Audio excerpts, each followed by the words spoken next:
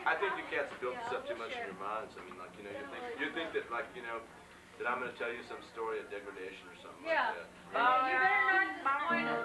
Yeah, right. Dirty. You want your usual disgusting perversion. Well, I was going to tell you a story about, like, the paintings that I saw and how beautifully geometrical they were. Like, how the colors, the pale greens and blues mixed together so beautifully. No, we want to hear about the two pimps and the two prostitutes. You want to hear about the prostitutes? The pimps? Okay, I'm going to tell you about that. That's what you want to hear about. I'm going to tell you. We'll make up our own story. Yeah, right. Okay, this is a story, dudes. Let me tell you. Okay, come on.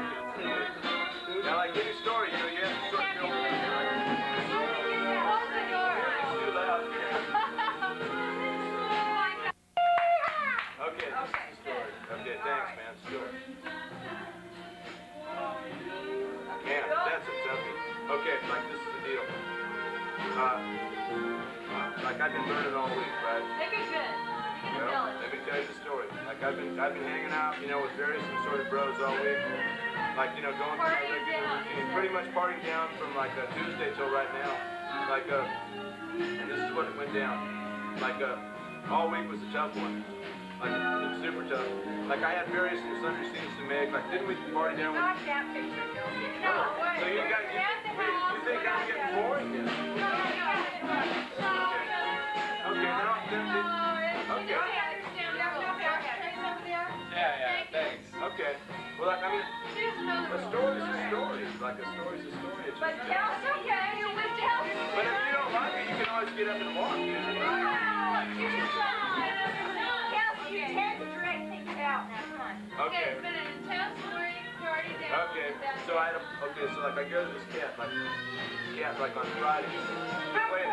If this guy's like a baby shark. All right, Cheryl, how you doing? You're a great cameraman. I figured Kelsey's telling a story. We just totally get yeah. I'm so very nature, you know, there's a lot of horses and so forth and rolling lawns. We felt real good in February. So like anyway, we did this gig. Are they here? And then I hung out, like I had a dance night out. Like I went out, Ann had something to do on Friday night. So like I killed somebody of the Prince's wives, like had something else to do. And then like after that, like I went Yeah, the next day, what happened? I went to bed about, I went to bed. Okay. Carry shit. So anyway, the next step was like I was pretty tired the next day on Saturday, and I got up out of bed and I was grumpy, and I put on a video and had a cup of coffee and smoked a cigarette. And Ann came and said, well, dude, do you want to go to LA or not? And I said, yeah, let's go, dude. So like I got up, like out of my bed, and I had to meet with some cats, and then like after that. The cat and the dudes got And together. so like anyway, Right. okay, so we're working. These guys are rushing me, man. I'm getting rude, all kinds of rude activities, sweetie pie. Do you think I should just tell them to knock off this bunch of fucking bitches, man? Like Jesus Christ, be polite. Come on, man. You guys have got to be nice. Like you be polite. Like I mean, if you and somebody's telling you a story, and then you guys start yelling at me, like how rude. I mean, I'm sharing with you. Okay. Let me get to the story, dude. Yeah. This is the story. Okay, this is the story. So we get to LA and we go to see Claire, who's Ann's sister. Claire's an actress in Los Angeles, and she lives with this other girl named Ron Lee, who's also an actress and also a dancer. And so anyway, the deal is that we're down to business because she does the business. And so like we go in and talk to like Claire and Ron Lee and smoke a joint, and then like we go down. Ron Lee's like hangs out at the pad, and Claire and I and Ann go down and have dinner on Venice Beach on the boardwalk. They're very colorful scene. Then we went to like from that we went to back to Claire's apartment, and like Ron Lee and I decided that we wanted to get stoned, and Ron Lee told me that she had met this guy in the jacuzzi earlier on the day in the apartment complex that he had some marijuana. And so I said, well, Ron Lee, let's go visit him. So we went up to his apartment up a couple stories down, or up a couple stories up. I don't know, it was one of those condominium type arrangements. And anyway, we got to his pad and we knocked on the door, and there was like the most fucking handsome looking dude that you could ever imagine. He was like his hair was all blonde and beautifully, you know, like shampooed, and his face was tan and free of any sorts of wrinkles or bags. No beard whatsoever, just like it had been like, you know, removed by electrolysis. And like the cat was so handsome and his tummy was so tight, he was the perfect man. He was a Adonis.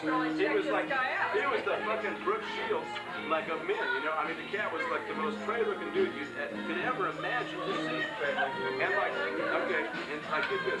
Thanks, bro. We saw those kind of cats when we were in LA last weekend too. And the caterers, like we're just partying on Friday, we're like, thanks from Hollywood. Man, like they were catering it. They had like, from West Hollywood, the catering company and stuff. Like John Peters is doing his Prince right with you, St. Louis, the hairdresser, man. That cat's hanging in there, man. No, wait, we were on the third floor. Yeah, right. So anyway, and the guy was very good looking, and he was also a student of physical culture at Santa Monica Beach. Like in other words, the cat was heavily into doing like the guy was very much into exercising, lifting barbells and trading like, you know, like KY jelly, you know, coupons. Anyway. Okay, the next story was this, man. Was like, the guy starts coming off to me and Ron Lee. We didn't really know him. Well, I don't know. Should we smoke some pot? You know, okay, let's go. And so like he has a little bit of pot. And we started smoking it. And like the guy's sort of a little paranoid a bit, you know, because he just met this girl half an hour ago and it's LA and she doesn't know me and I'm wearing what I'm wearing now, but no shirt, but my black t-shirt and beads and sunglasses. And like he's going like, you know, what's this all about? Like, and like the cat, like he probably saw Live and Die in LA. Anyway, like the thing is that what happened was this. The guy, it turns out after he got stoned, he got paranoid. We were smoking like chocolate Thai. Have you ever smoked chocolate Thai? It's a refined version of marijuana. Anyway, this cat tells me that he's getting paranoid. He thinks I'm like part of the LAPD, that I'm a narcotics officer, and I persuade him that I'm not. I show him all my business cards, you know, and like pictures of this and that, and he's persuaded that I'm not a cop. And then he tells me that actually, like he's not as wholesome as he first told me. Like he was telling me he drank carrot juice, didn't drink, and the only thing about the pot had lasted a month, but it turned out that wasn't it at all. He'd been snorting cocaine probably all week long. And like he was doing like a lot of, you know, marijuana and this and that. And I was sort of going, and he started smoking a pack of Marlboros. And well, God, you guys are horny bitches, man. I mean, I can't believe this, man. Kelsey, the last time, wait.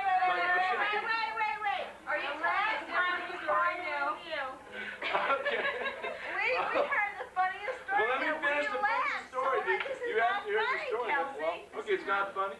We're still leading up to Well, the same I hope story. you laugh sooner or later. Okay. I'm sorry, I thought you had a sense of humor. Okay. Anyway, this is the deal, Cal. Josh is still Okay, here. you're cool, and I like your hairdo. Okay, this is the story. This is the deal. Like, so it turns out that this guy noticed, the next thing is he's pulled out a pack of Winstons, and I figured anybody with physical culture couldn't be that wholesome to smoke Winstons. And then he started smoking Winstons. And then he started telling me, after I persuaded him that I'm not a narcotics agent, that maybe, I said to him, well, listen, dude, you wouldn't be that you don't, you know, you have more drugs. He says, yeah, I do. And I said, well, listen, could I buy some from you? And he says to me, well, listen, man, I really don't know you well enough. I just met you, and I just met this other girl half an hour ago. I think that'd be a problem. But after a while, he started telling us he had pounds of shit in there and all this, and we were going like Ron Lee. This is a wholesome girl, right, that I was with. This young actress friend of Claire's, Anne's younger sister. You know, very wholesome, like kind of dignified young woman. And like these are actresses in Los Angeles, right? He's standing right there. Now run and do it. Run and do it. So see that? Yeah.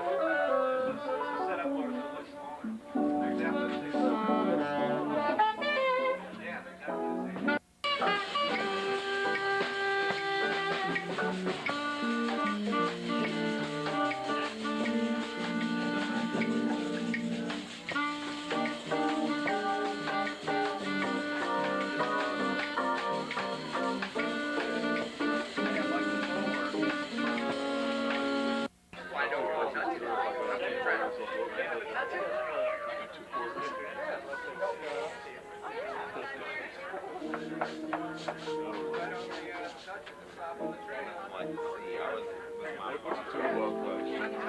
What are they going to put? He said to me to touch it. No, he said no one touch it. No one touch it. No one touch it.